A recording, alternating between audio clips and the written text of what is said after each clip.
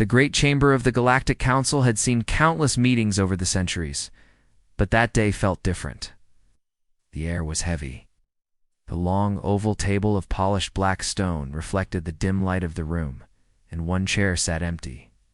The human seat. For the first time in 200 years, there was no representative from Earth sitting there. No calm voice, no sharp questions, no quiet warnings. Just an empty space, like a missing piece of the galaxy itself. Some tried to pretend it was nothing. The Soren delegate cleared his throat and began to speak about trade disputes, but his words died in the silence. All eyes kept returning to that empty chair. 2 days earlier, the human ambassador had left without ceremony, taking his aides and the flag of Earth with him. No explanation. No farewell speech. Just one sentence recorded and broadcast only to the council members. We cannot be here. When it comes, no one knew what it meant. Rumors spread like fire. Some whispered of a secret war. Others said humans had finally grown tired of the council's endless politics. A few claimed Earth had found something, or something had found Earth. But in the chamber, no one admitted fear. The council was supposed to be the heart of galactic unity. They could not look weak. The chairman, a tall insectoid from the Krix Dominion, tapped his claw against the table. The human absence is regrettable, he said, his voice thin, but we must continue. He tried to sound confident, but the tremor in his words betrayed him. The Valeri representative leaned forward, her golden eyes glinting. Regrettable? They didn't just leave, they abandoned their seat? Do you not see the insult? Or perhaps you see it, and you are too afraid to admit why? The Krix chairman's mandibles clicked. Enough. We will discuss this in closed session. But the discussion never reached order. Small red light began to flash on the wall, and a voice from the chamber's comm system spoke. Incoming report from the Outer Rim Observatory. Priority Alpha. Every delegate turned. Alpha priority was. Only used for one thing? Threats. The observatory officer's face appeared on the holoscreen, pale and sweating. Council members. We've detected gravitational disturbances at the far edge of the galaxy. Something massive. It's moving in system. Speed, sublight, but constant. Krix chairman narrowed his eyes. A fleet. The officer shook. His head, too large for a fleet. And it's not breaking into smaller signatures. It's one object. There was a moment of silence. Then the Oryx delegate's deep voice rumbled through the chamber. A rogue star? Negative, the officer said. Its mass is fluctuating. Its shape is irregular. Like he stopped, swallowing hard. Like something alive. A wave of disbelief passed through the council. Alive? Nothing that size could survive in the vacuum of space, not without technology. The Valeri representative whispered. Maybe this is what they meant. The Soren delegate scoffed. Humans leave without warning, and suddenly something alive is heading toward us. Coincidence? They're probably behind this. The chairman hissed. We have no proof. The thought was there now, in every mind. Humans had always been strange. They had explored places no one else dared to go. They had fought wars in regions others called death zones. Ships returned scarred, their captains silent about what they had faced. And yet they had always stood with the council until now. The observatory officer's voice broke the silence again. Do you wish us to continue monitoring? Krix chairman hesitated. Send reconnaissance drones. Yes. If it is a natural phenomenon, we must know. If it is a threat, we will. Take measures. The officer saluted, the transmission ending. The council chamber remained quiet. The empty human seat seemed to stare back at them, mocking. Some remembered the human ambassador's final look before leaving, eyes that carried both sadness and warning. Hours later, the first reconnaissance drones were launched. Their feeds were projected onto the council chamber's central display. At first, all that could be seen was darkness and scattered stars. Then, one by one, the stars began to disappear. Not blink, not fade. Disappear, as though something passed in front of them, blocking the light. But there was no clear outline, no edges, just a shifting blackness, too vast to measure. Could be a dust cloud, one delegate suggested, but the words lacked conviction. Dust clouds didn't move. Like this. Dust clouds didn't cause the faint, rhythmic tremors the sensors were picking up, like the heartbeat of some colossal beast. Then, the feed went white with static. The drones were gone. Oh. No explosion detected, no distress signal, just silence.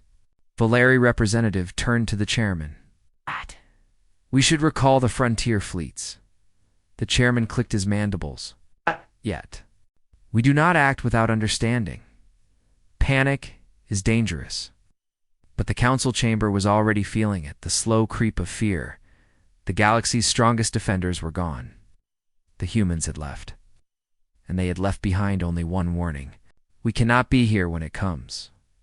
Outside the chamber, the great halls of the council station echoed with whispers. News of the empty human seat had spread to the public. Traders muttered about pulling their roots inward.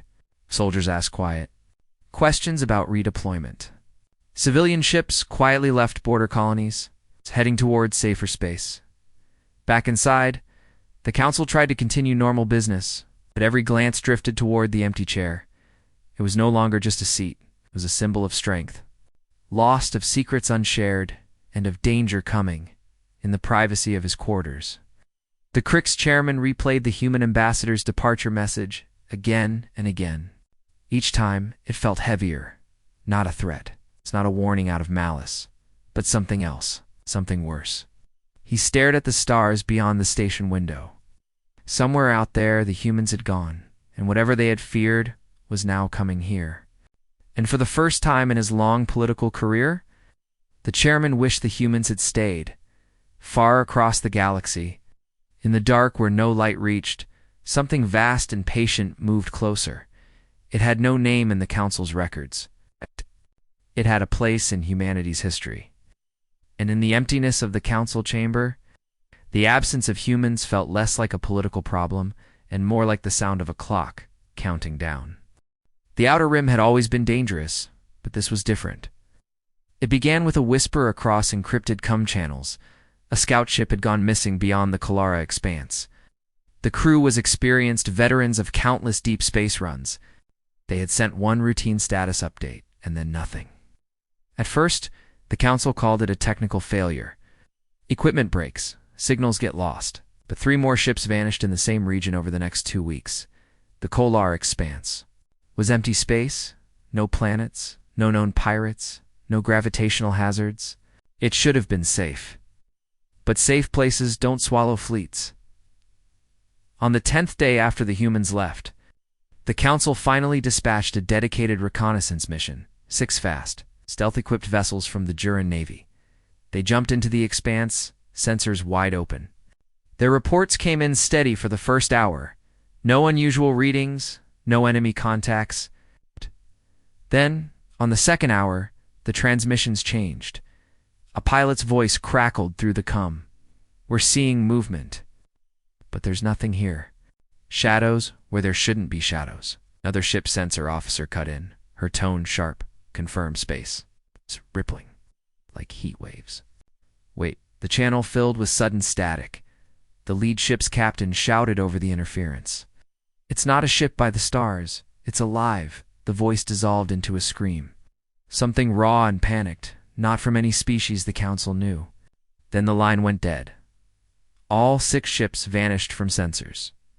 The council tried to hide the truth. Officially, the fleet had encountered a subspace rift and been lost to natural anomalies. But the technicians who handled the raw data knew better. The signal logs were incomplete, like something had bitten chunks out of the transmission itself. It was then that an archivist from the Haishari Archives requested a private audience. The council almost ignored him until he mentioned the words Star-Eater in a locked chamber deep below the council hall. He laid ancient stone tablets across the table. Inscriptions were from a dead language, translated by machine. It spoke of a living darkness, a predator of suns, a destroyer of worlds. It had no need for technology. It moved between stars like a predator crossing grasslands, feeding, leaving only silence behind. The last record was over 8,000 years old. and it mentioned one thing that sent a chill through the room. Only the humans fought it. And lived. Some scoffed at the idea. 8,000 years ago, humans were barely known to the wider galaxy. Surely the record was mistaken. But others remembered the human ambassador's last words. We cannot be here when it comes. One young diplomat from the Solari League, Laren Tovar, couldn't shake the feeling. He began digging quietly into human records, pulling every restricted file he could access. The deeper he went, the stranger it became. Countless exploration logs ended abruptly in unexplored regions. Expedition teams returned silent or with sealed medical reports. Whole research stations were abandoned without explanation, and always, somewhere in the background, there were fragments, black shapes against stars, strange gravitational echoes, and once a single grainy image of something with too many eyes, each one the size of a city. Late one night, alone in his quarters, Laren found the last log of a human deep-range scout. The voice on the recording was steady, calm, even in the face of terror. If this reaches anyone, tell the council not to search for us. We'll hold the line out here as long as we can, but if it gets past us, nothing in the galaxy will stop it. He shut the recording off, staring into the dark. If the humans had left to prepare for war, it meant the enemy was already on its way. And if the Star Eater was real, then the galaxy was already living on borrowed time, far beyond the Kalara expanse. In the black between stars, something shifted course, heading straight for the galactic core. Entire planets stopped speaking. At first, small a mining colony on Vion 4 failed to send its monthly resource shipment. Then 2 agricultural worlds in the Tarvan Reach missed their communication window. The council blamed storms, solar flares, technical faults. But when the patrol ship Caldora arrived to investigate, it found the colonies exactly as they had been, only empty, not destroyed, not in ruins, simply. Empty cities stood in perfect condition, power still running, lights still glowing in deserted streets. Meals sat half-eaten in homes, doors were unlocked. It was as if every living being had simply stood up and walked away at the same time. Leaving no trace, the Caldora's captain reported seeing something worse: bite marks in the metal hulls of docked ships. Huge curved gouges that seemed melted and torn at the same time. They carried biological residue unlike anything on record. The science teams ran tests for days, but every analysis ended with the same 3 words: origin unknown, hostile. Then the escape pods started appearing. Drifting between systems, their occupants pale and shaking, unable to speak for hours after rescue. When they finally did, their accounts were inconsistent but equally chilling. They spoke of shadows inside the stars, of light bending where it shouldn't, of hearing a deep, slow heartbeat, even through the vacuum of space. The council tried to contain the panic, but news spread faster than official statements. Merchant convoys rerouted away from border sectors. Civilian ships fled from quiet frontier stations, heading toward the galactic core where they felt safer. For the first time in decades, refugee lines formed outside central worlds. Some council members now openly said what others only whispered, that the humans had known that this was why they had left, that they'd abandoned the galaxy to face something no one else could fight. In a tense closed-door meeting, the Oryx warlord pounded a clawed fist against the table. We need them. Whatever their reasons, we need them back. Without human fleets, we have no chance. The Valeri representative agreed. Then we find them. We send search teams. We offer anything they demand. The Crix chairman clicked his mandibles in frustration. And where exactly do you propose to look? They did not leave a trail. But not everyone believed the humans were gone completely. A quiet group of intelligence operatives had been tracking strange sensor ghosts far beyond mapped space, faint warp signatures that did not match any known design, moving between the edges of the galaxy and the black between galaxies. Thought these were smugglers or rogue fleets. Others whispered that they were human ships, watching from afar, waiting for something. Still, the disappearances continued. Patrol routes returned to find new worlds silent and still. No distress. Calls, no wreckage. just the endless absence of life. And in the deep archives of forgotten history, a handful of researchers found old human records describing similar vanishings, always in clusters, always on the path of something vast and unstoppable. By the time the council realized these empty worlds formed a pattern, it was already too late. The line of silence was moving inward, step by step, toward the heart of the galaxy. The derelict appeared without warning. It was a human freighter, the Argent Wind, last seen decades ago. Near the edge of the Perseid Drift, its hull was scarred and pitted as if it had weathered centuries of micrometeorite strikes.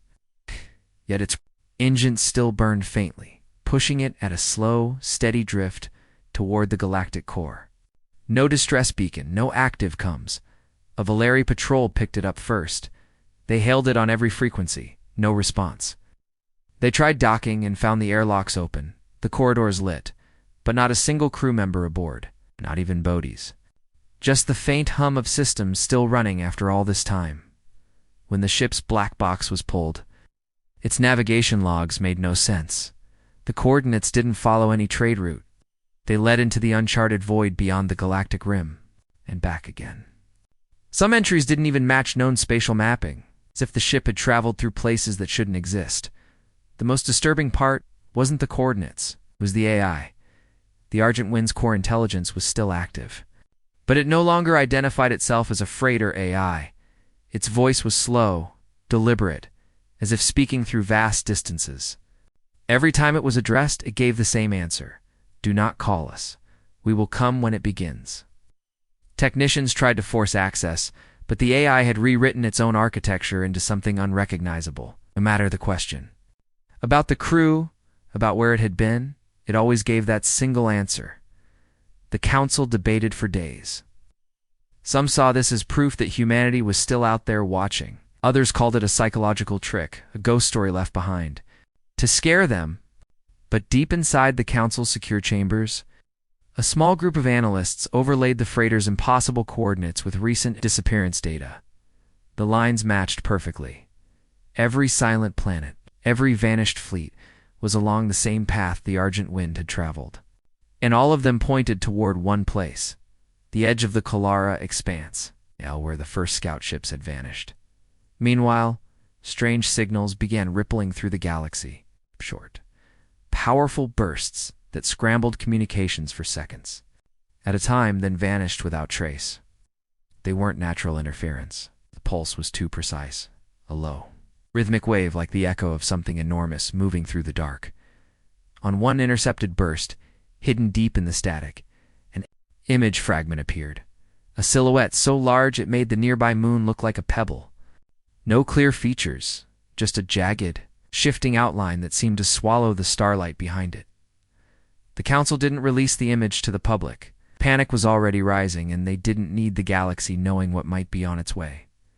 But, in private, many of the senior members began to admit what they had denied since the humans left, whatever it was. The humans had seen it before, and they hadn't run. They had gone somewhere to prepare. The problem was, no one knew if they'd be back in time. The council chamber was no longer a place of calm debate. It had become a battlefield of words.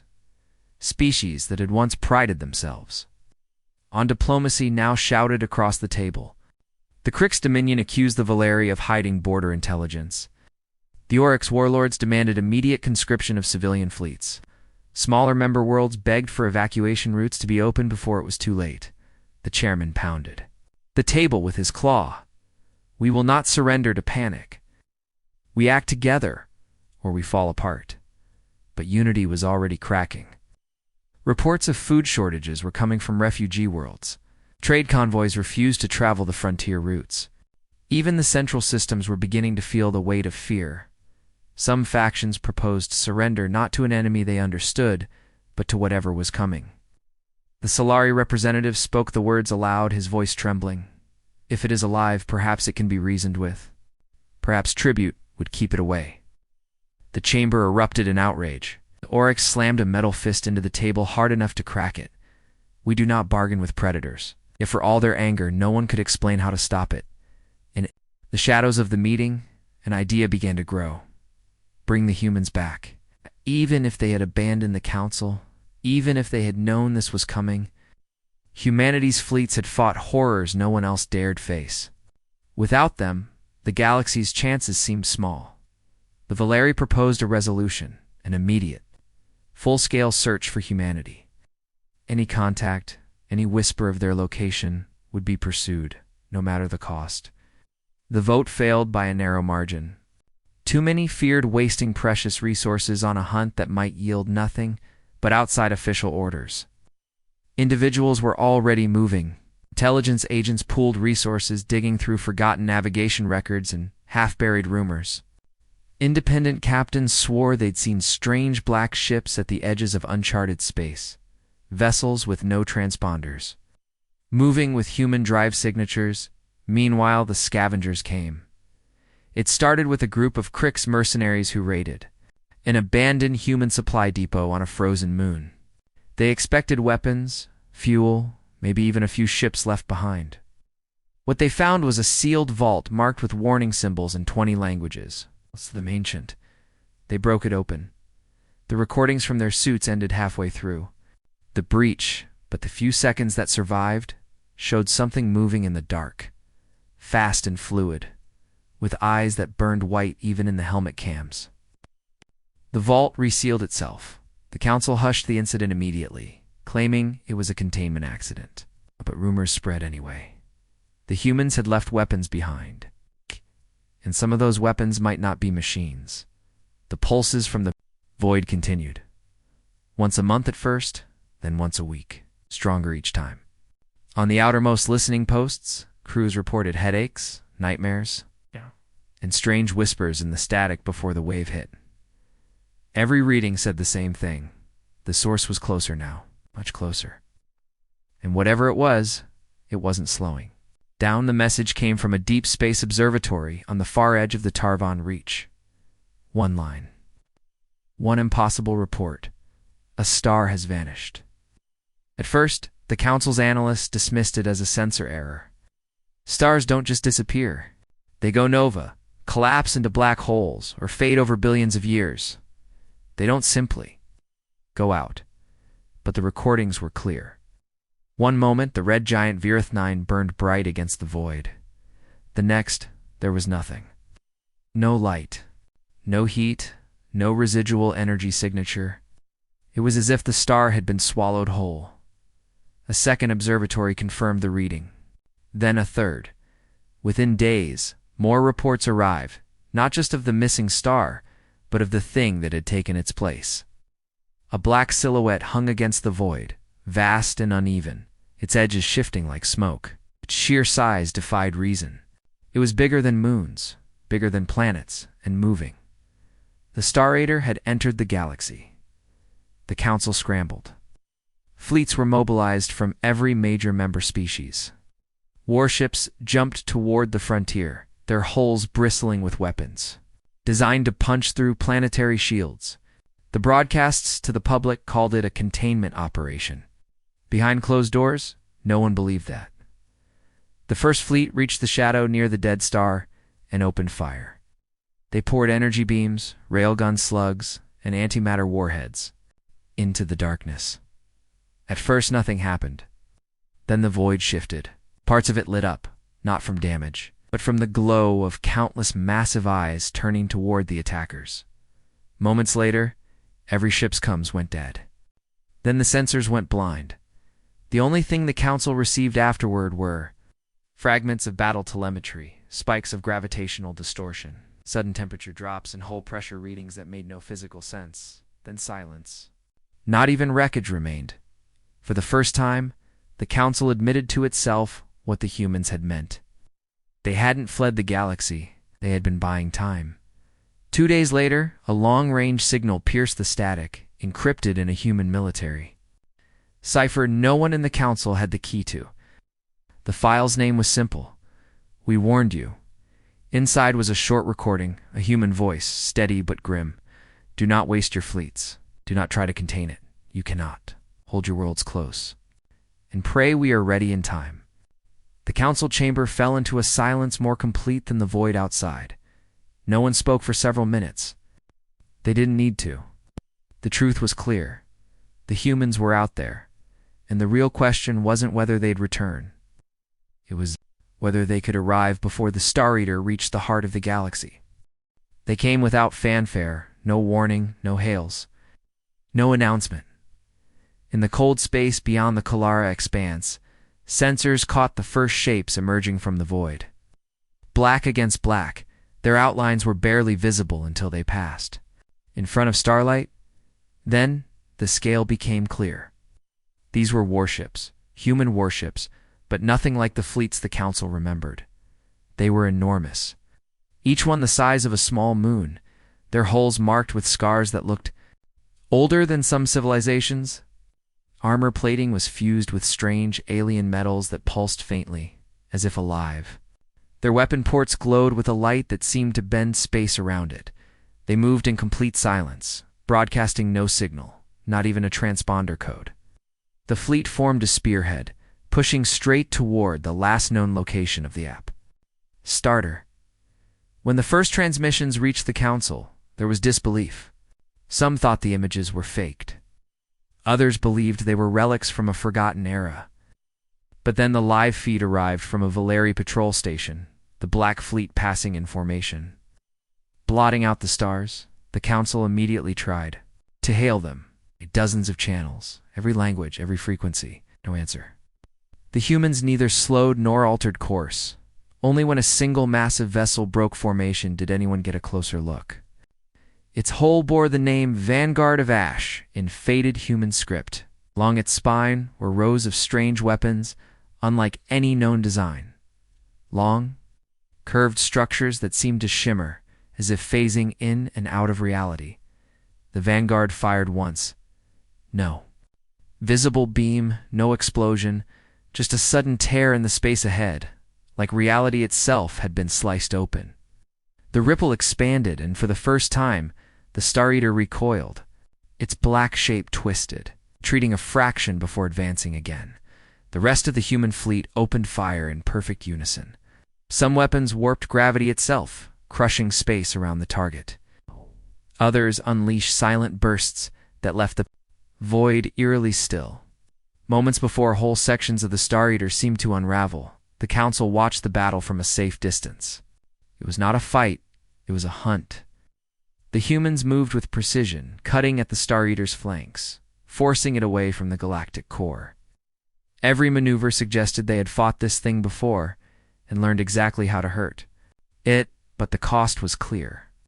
For every wound inflicted, the Star Eater struck back. Its reach was vast, its blows sudden and merciless. Ships the size of cities were torn in half, vanishing into the black. Still the humans pressed on, silent and relentless. Somewhere in the Council chamber, a delegate whispered what many were thinking. They've been fighting it all this time. Out there, beyond the rim. No one knew if they could truly destroy it. But one thing was certain. The galaxy's survival now rested in the hands of the very species it had once let slip away. The battle raged for days, though no one outside the human fleet knew the full extent of it. From the Council's distant observation posts, the void was a shifting tapestry of darkness and light. The starter struck like a tidal wave, swallowing human warships whole, tearing through fleets that would have been unstoppable against any other foe. Yet the humans never broke formation. Every loss was answered by a counterstrike, every wound by a deeper cut. Then, without warning, the shadow began to retreat. Slowly at first, then faster, twisting through space like smoke pulled into a distant fire. The human fleet pursued, driving it back toward the edge of the galaxy. And then was gone, not destroyed, driven out, forced beyond the rim into whatever dark place it had come from. When the pursuit ended, half the human fleet did not return. The rest reassembled near the Kalara expanse, battered and scorched, their hulls dark with the marks of weapons no Council science could explain. For the first time since their return, a human transmission reached the Council. A single ship, the Vanguard of Ash, opened a secure channel. A human captain appeared on the screen, his face worn with exhaustion, his voice calm but heavy. It will not return soon. But you must understand, this was not its full strength. It was only the scout. Murmurs rippled through the council chamber. "We will not remain here," the captain continued. "There are more coming, bigger, older. We will meet them beyond your borders. If we fail, you will not have time to prepare." The transmission ended before any reply could be sent. One by one, the human ships turned away, vanishing into the dark beyond the rim. No coordinates, no promises. It's just silence in their wake. The council sat in stunned quiet. The human seat remained empty, its black stone surface polished and cold. Some argued for new fleets, new weapons. Others whispered of evacuation plans, hidden colonies far from known space. But no one in that chamber could forget the captain's words. Far beyond the galaxy, something vast was still moving closer. And when it arrived, the humans might not be enough to stop it. Until then, the galaxy waited under the shadow of an empty chair. And the knowledge that its only defenders had already gone back into the dark.